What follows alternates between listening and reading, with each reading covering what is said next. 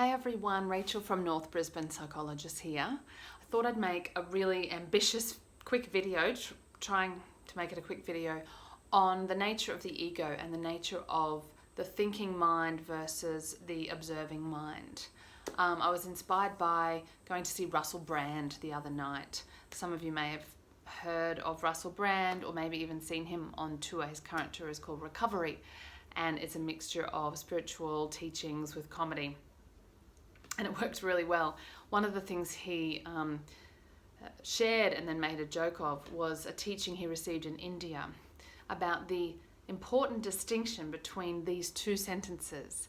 And the sentences were, "My soup is cold," and "the soup is cold." And there was a moment of silence in the concert hall here in Brisbane, thinking about how they're very different sentences. They're coming from a different place. And then he made a joke, "My soup is cold, it's not fair." And the waiter comes over and says, "Sir, it's gazpacho." He says, "Oh, I didn't get to eat in fancy restaurants growing up in the caravan park." And the point of this teaching about feeling into the difference between my soup is cold and the soup is cold, you can probably feel it as you hear it. One is really egotistical and identified, my soup, there's self-pity. And the other simply a statement of fact. The soup is cold.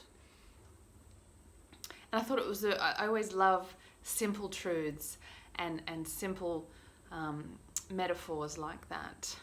And it got me thinking about the difference between, sometimes I say to clients, your mind, and then sometimes I say the mind. Sometimes I say my mind versus the mind. And I find that a really useful distinction when talking about the mind, because if your mind is anything like my mind, it will give you unhelpful, stressful, negative, anxious, despairing, worried thoughts. And the more I've learned acceptance and commitment therapy, among other therapies, and for this video I pulled out my copy of The Happiness Trap, which you may have heard of. This is the first book written by Russ Harris, who is a pioneer in the area of acceptance and commitment therapy in Australia. He's written some other books. And in this therapy, we talk a lot about observing your thoughts and observing your feelings. And I just checked in the book to make sure I'm saying it accurately. It is the difference between observing and thinking. What can happen is we can get very caught up in our thinking, and the more emotionally and physiologically charged and aroused we are, the more we're likely to get completely stuck and hooked by our thoughts. But sometimes we can calm down enough to realize they're just thoughts.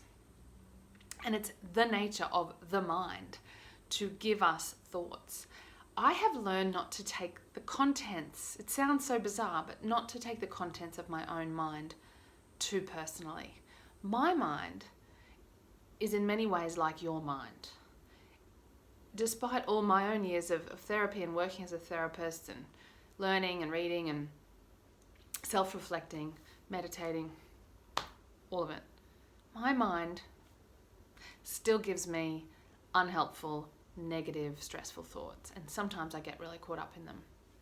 But then more and more I've learned over the years to see it as the mind doing what minds do.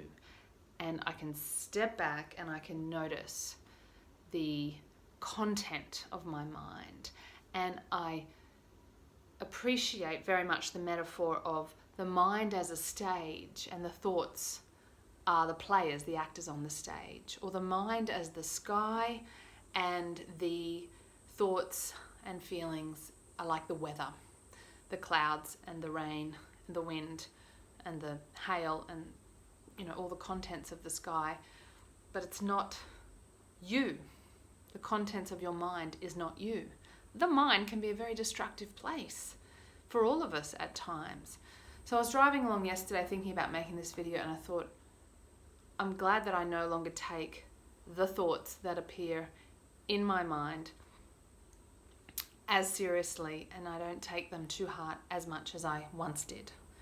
It's a very helpful skill to learn this psychological diffusion, this separating, this unhooking from your own thoughts. And you can only do this by getting better at observing your thoughts, identifying what thoughts are going through the mind, and seeing this as a universal experience. It's what minds do. It's not just you. And it's not personal. We are conditioned in our culture. We are conditioned all through our lives. And minds are prone to conditioning and prone to negativity. That's what kept our ancestors alive. Jumping to the worst conclusion probably helped them survive. Presume the worst, jump to negative conclusions, get out of the situation and live. Probabilistically, it helped them. But now we've got these, we've inherited this bias towards negativity, and the mind, everybody's mind, does this stuff. So it's not just your mind, it's the mind. And it's not your soup, it's just the soup. It's the soup we're all swimming in. And so I want you to practice being able to depersonalize, not detach, not dissociate, but step back and not take your own thoughts so seriously. Not identify with your thoughts, with the content of your mind as much. It's not your soup, it's just the soup. And it actually takes the ego out of it as well. Because whether we're thinking very positive thoughts about ourselves and how, we're so innocent and righteous, or whether we're thinking, we're so terrible and we're awful and we're racked with guilt and shame, either way, it's the ego. We're identifying with the contents of our mind rather than observing the contents of our mind, noticing our thoughts. And when you realize it's not personal, minds just do what they do, you get some strategic psychological space from your own ego. You don't have to criticize yourself for this, don't have to judge yourself or beat up on yourself for having an ego that identifies with both positive and negative self-evaluations. You just need to get a bit of perspective on it, a bit of space, and realize that it's not just you. So there's so much more I could say about this topic, and acceptance and commitment therapy, and these wonderful books by Russ Harris. But I'll leave it there. Any comments in the section below, I'd be happy to respond to. So let me know what you think. Let me know what this brings up for you if you have any questions, and I'll see you next time. Bye.